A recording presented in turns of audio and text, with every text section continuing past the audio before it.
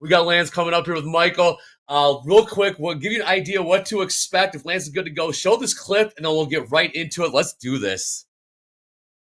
Back in the day in Twitter, which is the modern day Roman Colosseum. So yelling, Yeah. saying it, yeah, it just starts the conversation is what I like to say. Exactly. And I was familiar with Topstep. I was familiar with the funded trader programs. And I had a lot of negative biases towards these programs. And so then I was going to hop on TopstepTV. I was going to throw some punches. I was going to be like, boom, down with the whole industry. I told you, man.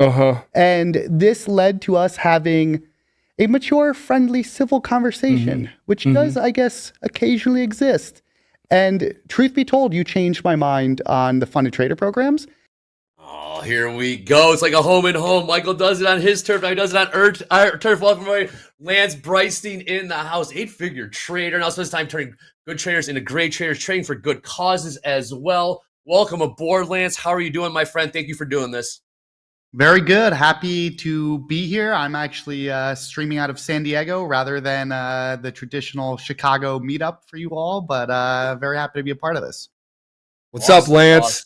Go See ahead, you again, Michael. buddy. You two chop it up. Like, a quick question, Mike, for Lance. Is Michael more charming in person than he is on camera?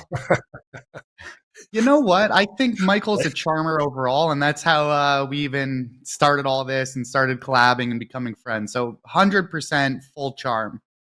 Excellent. Yeah. Okay, And actually, Dre, finding out through this, he's good friends with one of our good friends. You might know the kid. I think I do. I think we talked about this. Yeah. Yes, indeed. Yeah, all right. So how did this whole bromance start? Lance and Michael. Lance, give us a little, introduce yourselves to the audience for those that might not know who you are. You're a big deal in the space. Tell us how this all came about, Lance.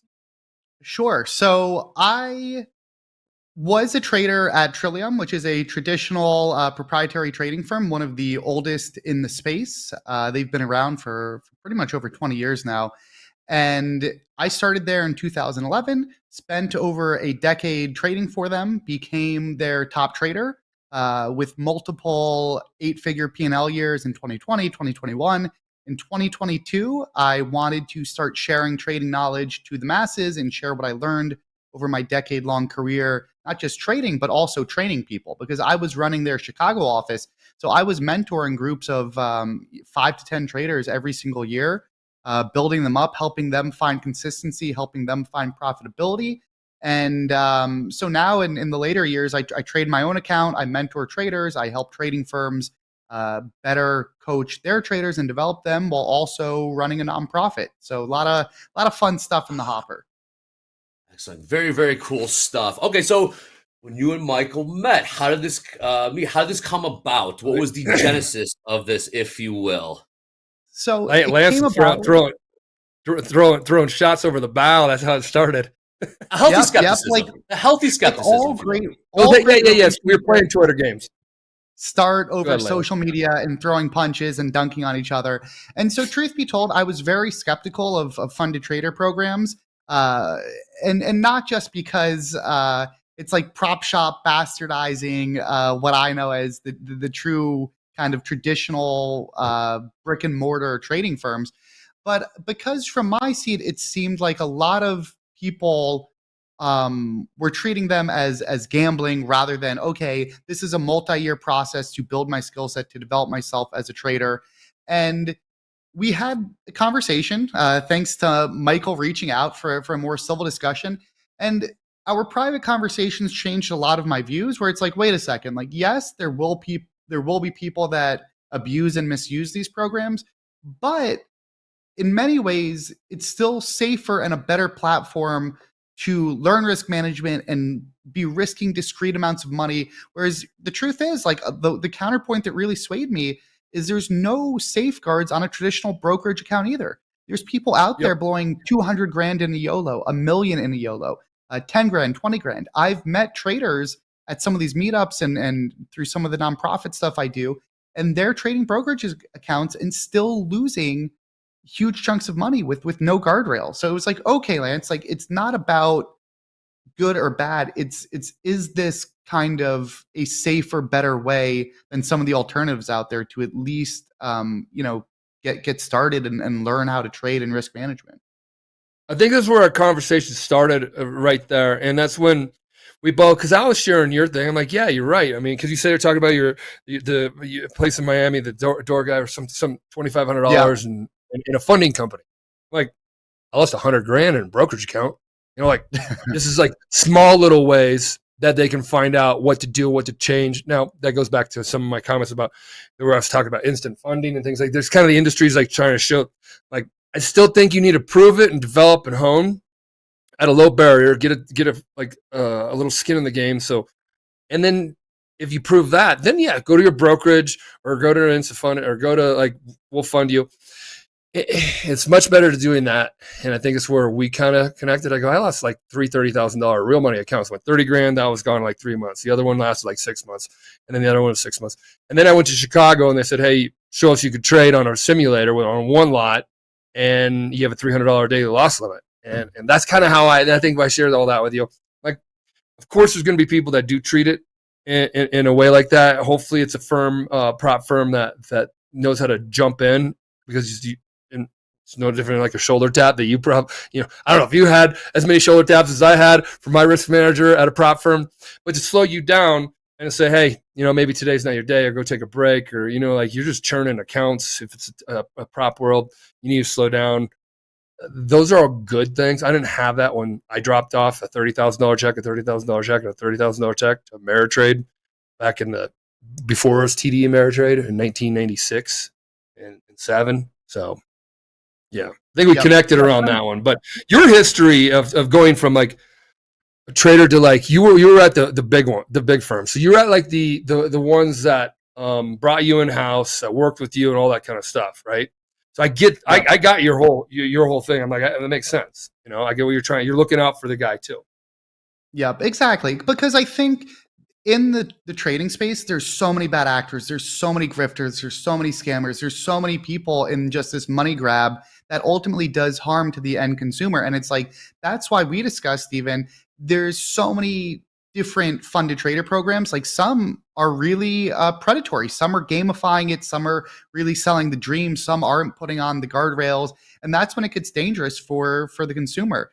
And what you really need is you need proper education. You need to stress that this is a multi-year learning curve, that it's about getting better each day. And the same ethos that I tried to instill on mentees when I was training them, you really need to impart upon people that, look, this can be an incredible job, but it's a difficult one. Most won't make it. But this is the path you need to follow to find success. And I think that's where you really separate the good actors from the bad actors. 100%. So speaking of good and bad and everything in between, how does a trader go from, we have a lot of six figures, guys, we share it on the big board. How does somebody go from a six figure, just a very high level without going into it? What do they need to have both mentally and, daily routine? I don't know, everything to go from a six figure to a seven figure trader, like high level. So I'd say there's a couple concepts I tend to think about. So the most effective path towards reaching that next level, because it is a big jump. It is a big jump in earnings power. It's a big jump in just the long-term trajectory of your life and your career. And I kind of preach this method where on one side of the barbell, you want what I call the easy money trades. So whatever your kind of your base hit, your layup, your free throw, your really easy, replicable, consistent trades, those you want to scale up prudently and gradually over time, but really push the size on. If think about it, if you're a basketball player and you can choose how much your shot's worth, you don't want the fadeaway 3-point shot to be worth 3. You want your free throw and your layup or your slam dunk to be worth 3 points. And the beauty is in trading, we pick our bet sizing. So the traders that really make that leap and excel, they start to scale up their easy money trades that are consistent and their free throws. Then they take those winnings and that success and consistency, then they use it to essentially parlay that cushion and that extra risk into their home run trades. So when you get, for me, I did a lot of breaking news. So maybe it's a really big headline. Maybe it's, I did a lot of capitulatory panics that then turn and kind of buying the turn on panics. So maybe my home run trade is a really big headline, or maybe it's one of those big panic turns. And you take some of that cushion and that P&L from your easy free throws that you're starting to scale, and you parlay that in those home run trades.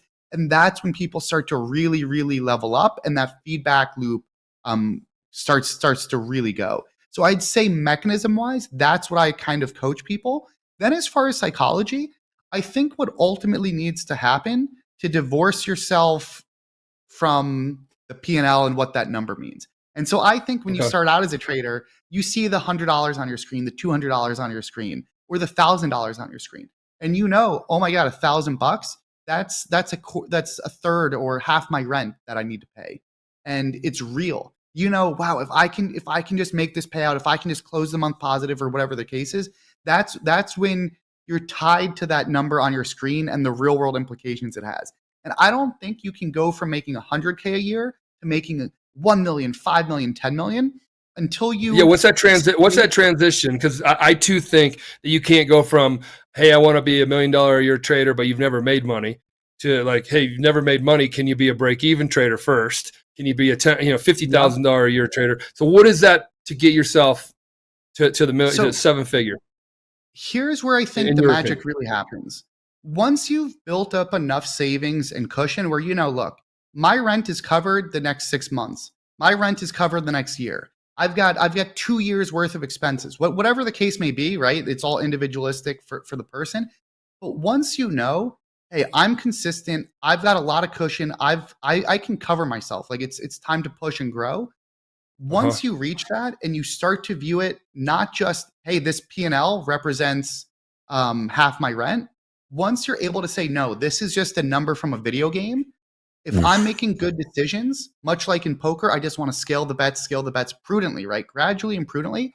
But once you're able to view it as points in a computer game, that's when you can really, really grow, assuming you have that foundation. So do you think somebody, like, psychologically, they have to be able to be comfortable with that incremental growth? So incremental growth could be, for some, like for me, it wasn't like, oh, I had to get to like 5 figures, then I got to 6 figures. I was a mid 6 figure a year trader. You know, 500 grand, 350, 400 grand. That was my trading in that sweet spot as I developed and grew. Now I had other guys that were around there that were, you know, probably 750 to $1 million. I was on the top step of the Dow pit. That wasn't as big a pit as trader wise as the John Hoagland pit of the S&P. Now you're dealing with your type of trading, and you guys were going very big too. And these groups, the trading groups that have traders that they put and push. I know Dre's group had big guys like that they pushed and got them to a new level. Psychologically, I kind of paused out at the mid 6. I'm like, this is great. I don't have to have any other. I'm doing everything I want to do in my life, and it's great. Now there's other guys that kept going, and then stomaching those swings, stomaching those, you call them cushions, those free throws. Those free throws were big free throws, you know, for them. But they started off probably as regular free throws. We call them base hits, which is so cool. You call free throws base hits. It's just get on base, get it through the hoop. You know, get a win, build that up, build that cushion. Now you have a cushion. Now you can play ball. Now you can kind of like, okay, and that home run trade that you're talking about, instead of looking for a home run every pitch, you're looking. You got the base hits. Now you stack the bases. Now you got a grand slam, and that may be a strikeout, and you lose the game though too. But you didn't. You still have all your stuff covered, like you talked about. Yeah. So you have to build all that, and that takes the pressure off your psyche, right? And then that incremental growth is some people can't play at that level, no matter how hard they go. So kind of find your swim lane is what I always was learned. Yep. And here's the reality I find from working with so many traders. Most people fall into one of two categories. And I'll now make a weightlifting analogy. You've got the traders that are just like totally disconnected. They're just the gunslingers. They don't care about the risk. They're the people that go to the gym, and rather than having a program of I'm going to increase prudently and gradually, we're going to add, 2.5 pounds a week or 5 pounds a week. They're the people that say, oh, wait, like I need to push pedal to the metal. They lift as much as they can. They get injured, and that's no good. So you get injured, you get a setback, you're back to where you started. You're not actually growing. The other probably more common category where people fall in is they don't push their comfort at all. So they're at the gym, but they're benching 135 pounds every week for the next 3 years. And guess what? If you do 135 pounds every week, you're not growing at all. And they're scared to leave their comfort zone and just face and embrace that discomfort. And the right answer is you want to, much like in weightlifting, have gradual progression where month over month, you want to be able to look back and say, look, I'm trading 10% bigger, 15%, 5% bigger, 20% bigger.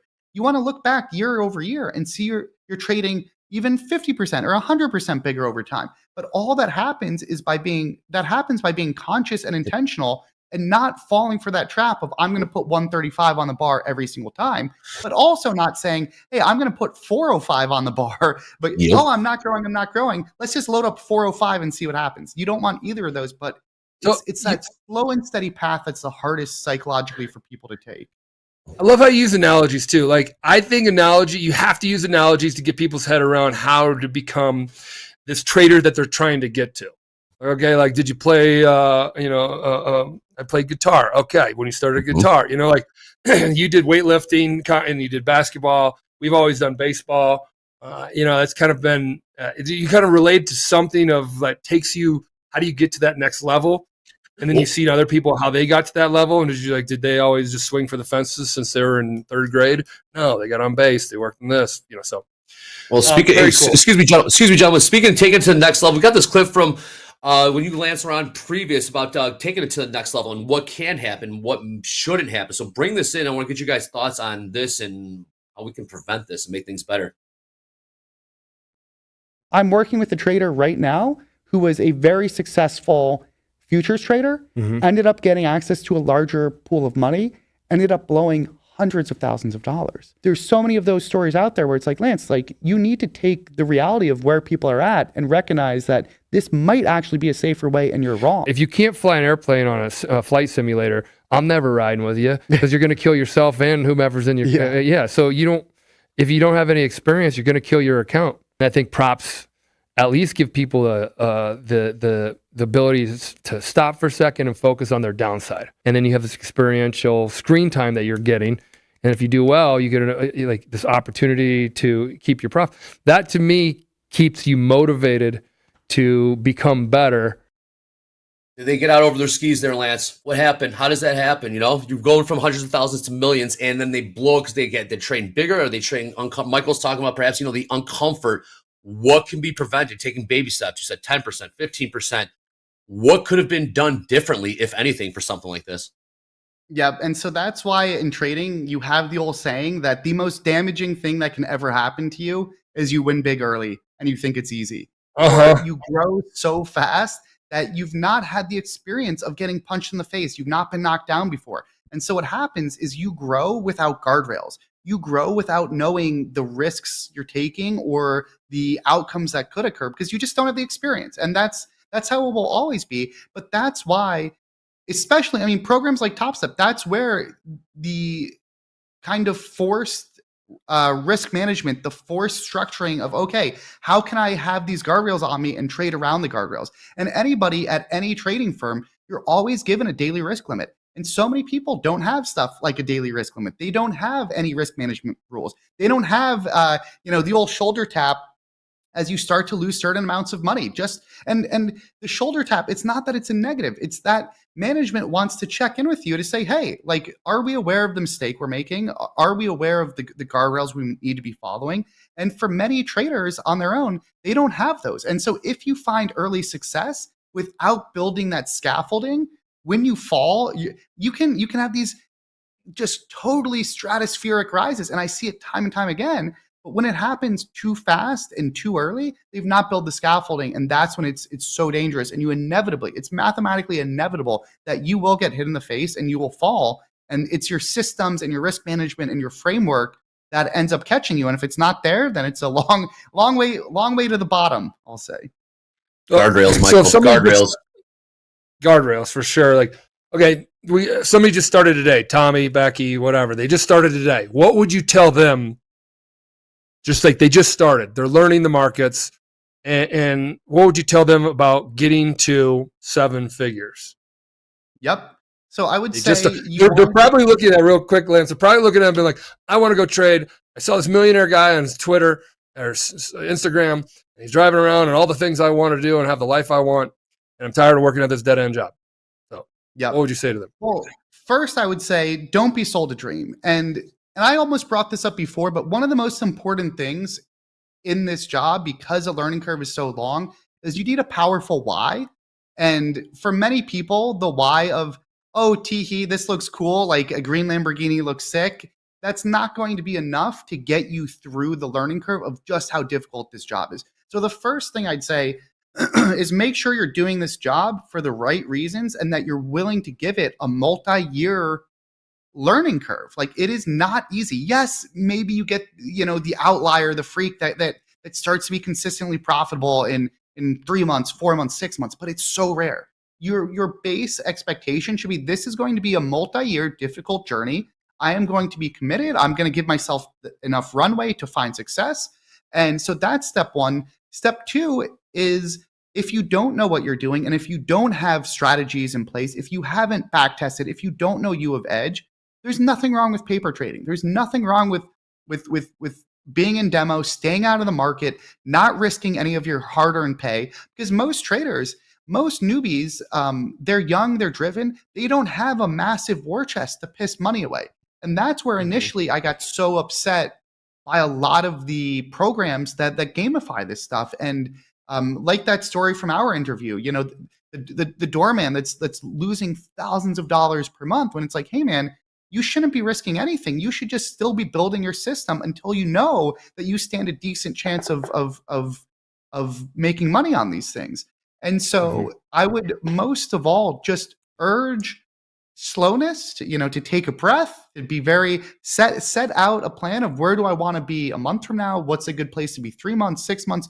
And just start learning, observing, consuming as much as you can without impairing your long-term runway by blowing too much capital too fast, because there's always an opportunity cost for pursuing this dream, this journey that's done so well by so many of us. But other people could be getting...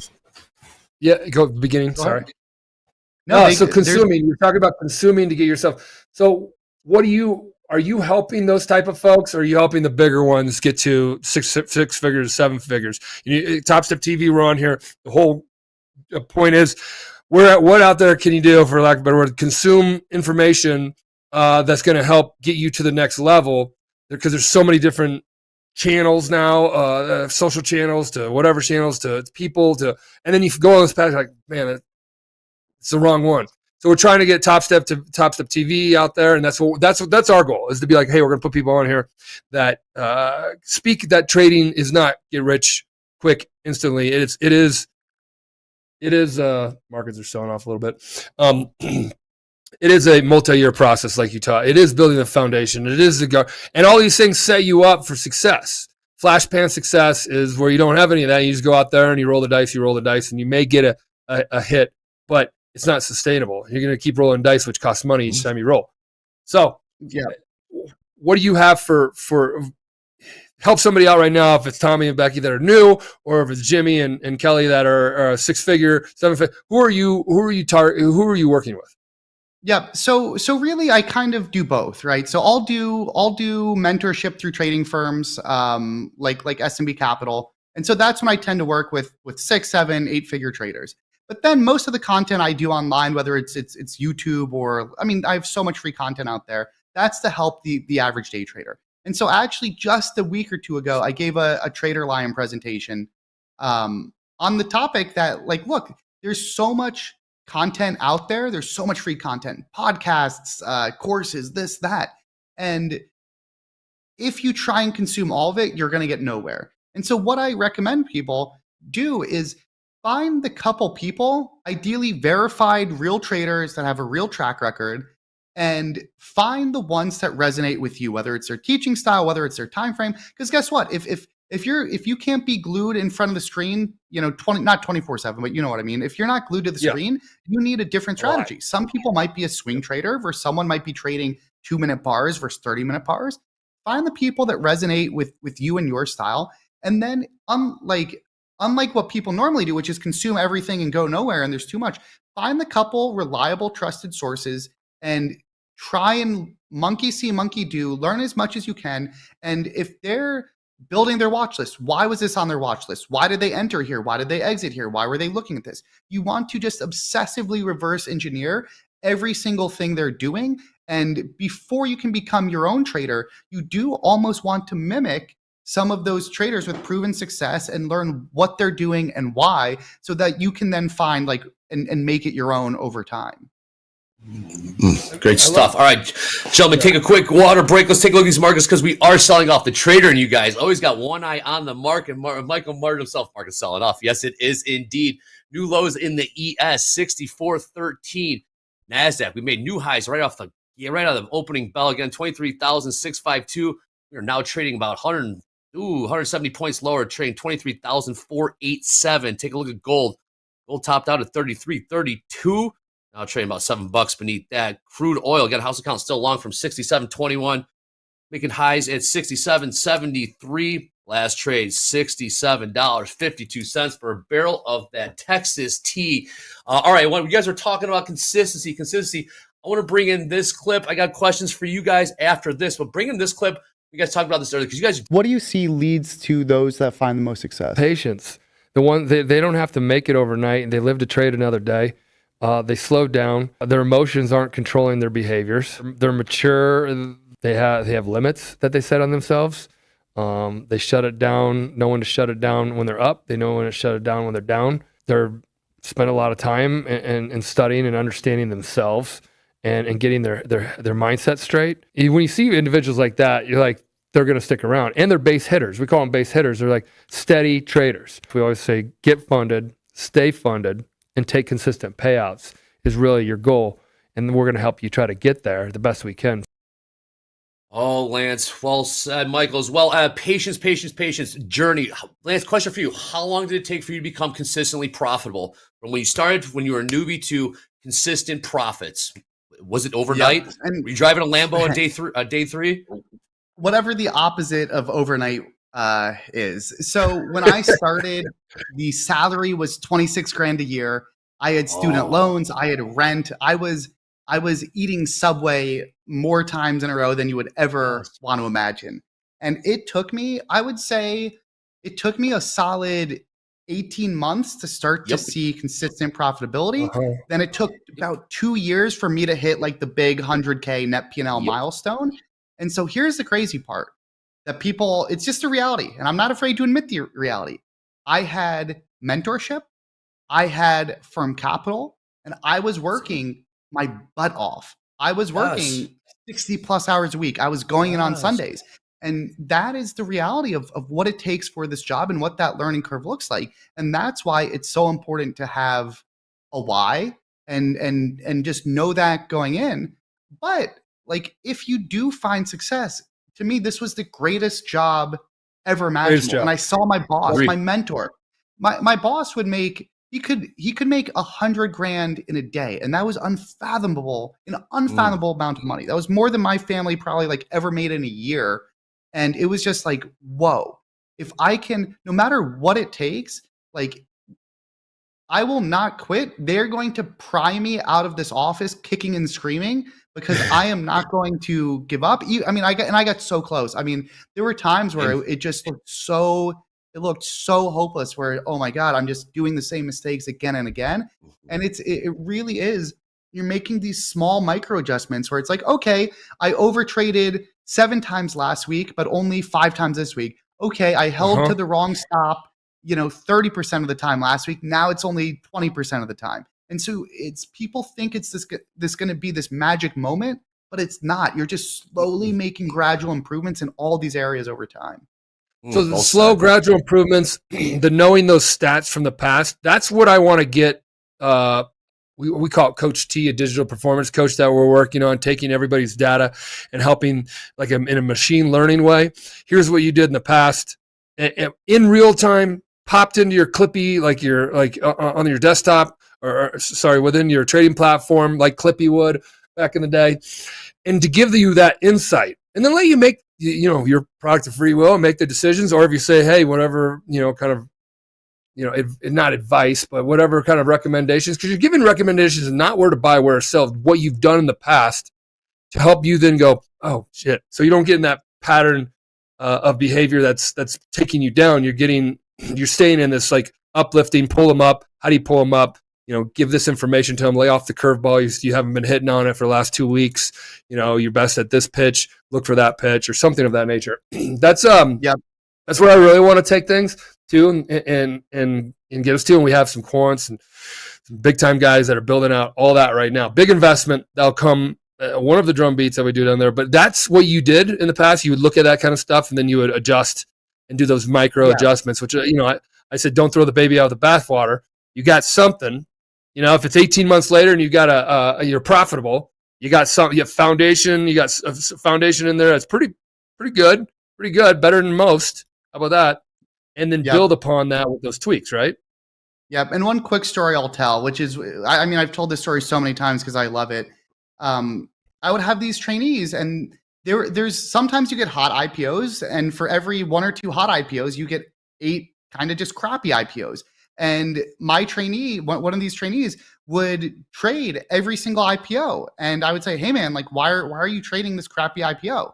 And he would say to me, "I make money trading IPOs. I'm up 20 grand in IPOs."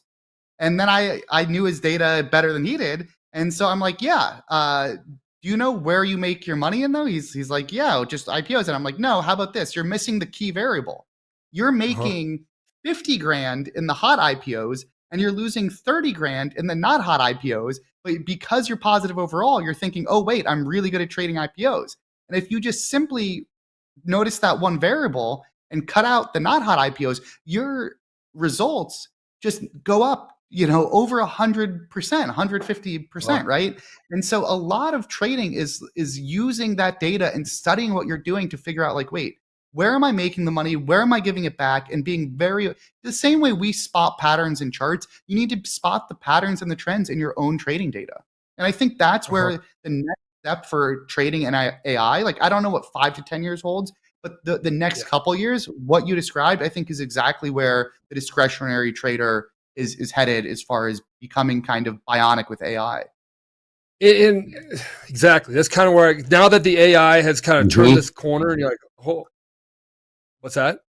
Right? No, I was saying S&Ps and NASDAQ continue to sell off a little bit of a bounce here. But talk about AI. I want to see where this is going. This is very interesting because where is it going to go, guys? That's where I think this conversation, I like going in this direction, because what does the future hold now that we have, like, props have a ton of data. They have your behavior as far as, like, if you're resetting a bunch, and then if you're getting hot, if you're a gambler, if you're consistent, if you're a timid type of trader, very cautious, or all that kind of, they have it all. And the great thing here is what can you do with that? And I think what you can do with that is actually talk to that trader and help them understand themselves better than they ever could with anybody out there. That's to me the greatest opportunity for a prop firm to invest in and do, because they're sitting on it. So feed it back to them, and we kind of do it with like tilt, like, hey, we'll give you the aggregate of everybody with an open position. There you go. Everybody, 80% of them are long or short or whatever. But now to understand, that's the herd mentality.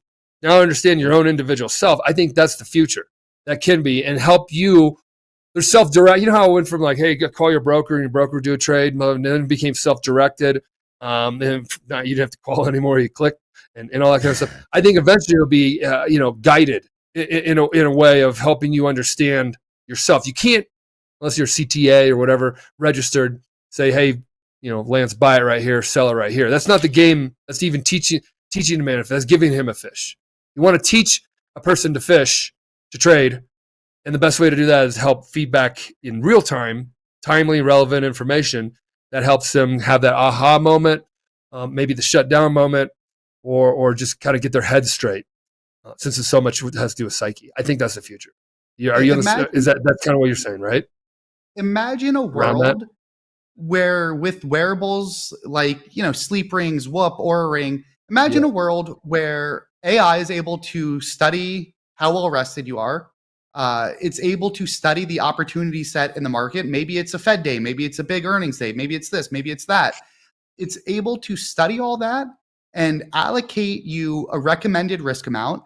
When you're in the trade, it's able to give you stats on your win rate for that type of trade. Imagine if it's able to tell you, oh, like normally these are the 3 different stops you use. This is kind of what you can expect out of this move. This is what we perceive your expected value to be based on how you trade this.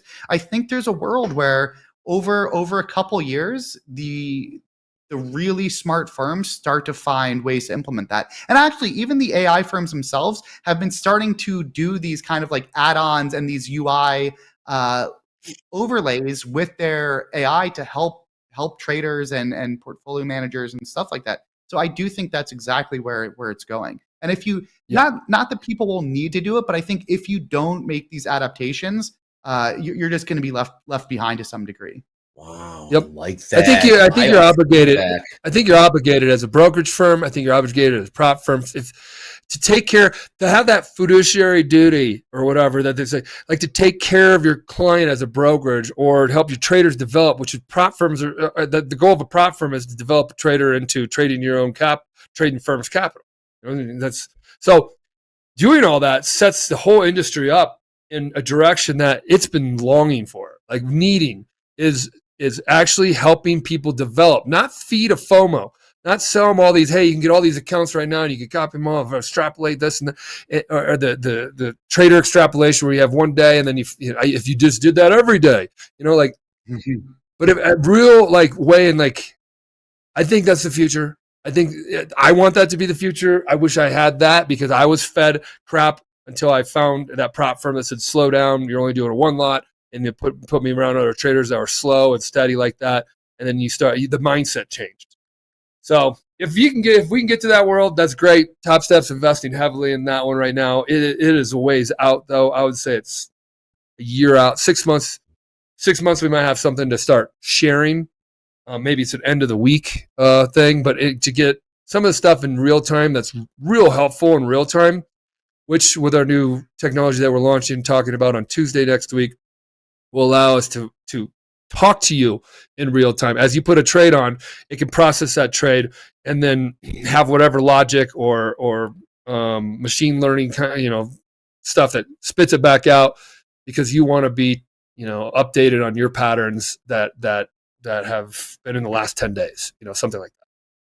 Great stuff, gentlemen. All right. Well, Lance, thank you so much for doing this. One last thing before we wrap this thing up. Lance, what do you think, maybe this is for you, the biggest misconception of the prop space where we started in the brick and mortars, the 60 hours, 70 hours, working the overnights as to where it is now? What's the biggest misconception from either the skeptic or from the trader that's coming into the space? I think question, huh? What immediately comes to my mind is that you are going to get rich quick, or that, oh, you're going to supplement your income with a couple grand a month, super easy. To make any money consistently takes such a massive amount of skill. It is the opposite of get rich quick. For most, it's get poor quick or build a skill set very slowly, then a couple years in, 5 years in, 10 years in, then get rich. It's the exact opposite of what's professed. And then most importantly, it's just one of those things where it's like it takes an immense amount of work, discipline, commitment, and it never gets easy. If you're $1 million trader, guess what? You still take your licks, you still get frustrated, you still go through drawdowns, you still go through slumps. It is never ever easy. At no point in my career has it ever become easy. Love it. Well said. That was awesome. I want to get a pull, Dre. I want to get a pull out there to the crowd, guys. If what would the poll be? Something on if I can convince Lance to help our 6 figures get to 7. Should I work on that? Because Lance, how you talk about it and where your mind is and how you care about the trader. Trader for a cause is also just something you do. And talk about that really quick, because that's just helping traders. And you have like these meetups. Your head's in the right spot. You care about the trader. And then you're also speaking to me the exact truth about it. It takes time. But you're also saying it's the best gosh darn thing in the planet if you get on the good side of it, which is going to take time. It's going to take all these things. But to get you to work with some of Topstep's live six-figure traders and say, hey, which one of them? And I don't know what. Actually, that's a question I'm going to ask for you too. As you guys figure out what that poll should be in the production team, because I'm going to try to convince him at some point to work with us in the six figures. What type of trader would you look for, or what type of personality trait does what one traits, of our six-figure characteristics? What characters would you be looking for a six-figure trader to take them to level them up to 7 figures? Screen time. Yeah, Is it we have hundreds and hundreds of size? live funded traders with I don't know how many. Sorry, not hundreds and hundreds of them that have 6 figures. I don't know what the total count is on 6 figures, but it's a lot on 6 figures. And then we have mid 6-figure ones too. How do you get that? Yeah. What would you look for in that personality trait or that trader type? So I think personality is an interesting one, because especially when I did recruiting for so many years, I tried to crack the code. And what I found is there's a lot of qualities that are necessary to reach those levels and to succeed, but people do them in all different mixes. And if you have 4 traits, but you're missing one other one, these 4 might be useful, but without that other one, you're just not going to make it. Like if you don't have humility, or if you don't have the ability to adapt, or if you don't have the ability to manage your risk, without any of these things, you're just not going to make it. If you can't divorce yourself from the actual money that the P&L represents, you're going to have a really hard time scaling. So it's a lot of these qualities, but then there's no magic mix, because I've seen all sorts of different personality types. I am not a big risk taker. I had to really grow that skill set over time. But I think if you take any trader that is consistently profitable and putting up, call it 100K plus a year, I think all of those people, as long as they don't have too many limiting beliefs, they can prudently and prudently grow. And for most of them, as long as they have the why and the determination, I don't think it's hard to. The hardest thing is to get someone from 0 to 1, or from negative to 0 to 1. Yep. Once someone's making 100K, I find that's 100K is almost the sweet spot of the most exciting period, because your growth can be so amazing during that. And so I would say, like, the people I enjoy working most with are the traders that are in that sweet spot, because it's like, and I've seen this at S&B Capital, like there's traders that have built this really strong, consistent foundation. And it's like, hey man, you've got it. It's time to fly and take the leap. And this is how we're going to do it. And you can see traders go from making 10K a month, 12K a month to, oh my God, the couple months later, in a monthly review, the trader just made 50 grand, or the trader a year later just had their first 100K trade. So that's when it's really exciting, and you've got the foundational steps where this trader knows, hey, they can do it. And so with enough why, any of them can scale that. Amazing stuff. So it can be taught. It's not innate. It can be taught. Leveling up. Totally. Well, what percentage? Yeah, go to that. So somebody gets to 100. I got 100 people at 100. What percentage of those do you think can go 7 figures? They're in that sweet spot, Well, so here, not everybody's going to. Yeah, I'm going to mince words a little bit. What percentage of them can do it if they're a consistent 100K trader? I think 100% of them can do it. Like, in a theoretical sense, they all have the talent and abilities, and most of this stuff can scale, or they can take their strengths and adapt and scale those. So I think 100% can do it. But how many will still have the hunger and the growth and the desire and the ability to adapt? I would say, of traders that reach 100K, I do think maybe 5 to 10 go on to make $1 million plus, because you lose a lot in the actual day-to-day work and grind. Because yes, it feels like you've made it, but no, it's just beginning. You still got to push and grow. Bust your ass, Lance. They got to bust their ass, man. That's what. There's no substitute for screen time. No substitute for screen time. Always been a big believer of that. Lance, thank you so much. You're so generous with your time. We're going to see you again. Will you come back on TopstepTV, please? Love to. My pleasure. It's always a lot of fun. I love just helping people become more aware of what it takes, and just guiding them on that path. So my pleasure. We got them a little bit closer to helping the community here, Dre. Got a little bit closer. Here we go. Lance, I appreciate this, buddy. Next time you go through Chicago, let me know. If I'm flying through San Diego, I'll let you know as well. But appreciate everything you're doing. And awesome. did you talk about Traders for a Cause? Oh yeah, let me had a plug chance. that real quick. So Yeah. Traders for a Cause is a nonprofit that does a lot of meetups around the country, just trying to connect traders. They then have an annual Keystone event that is just the mecca for trading, the absolute mecca. It's amazing. Weekend, multi-day conference. You meet hundreds of traders. You form trader pods where you can share and learn together. But then the speakers are amazing.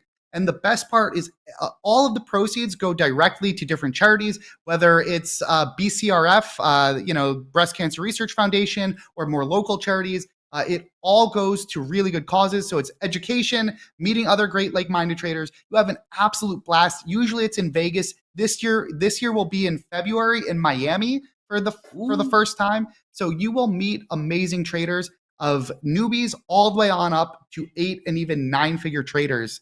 So it is a fantastic event. I'm on the board and a huge proponent of just what a great time it is.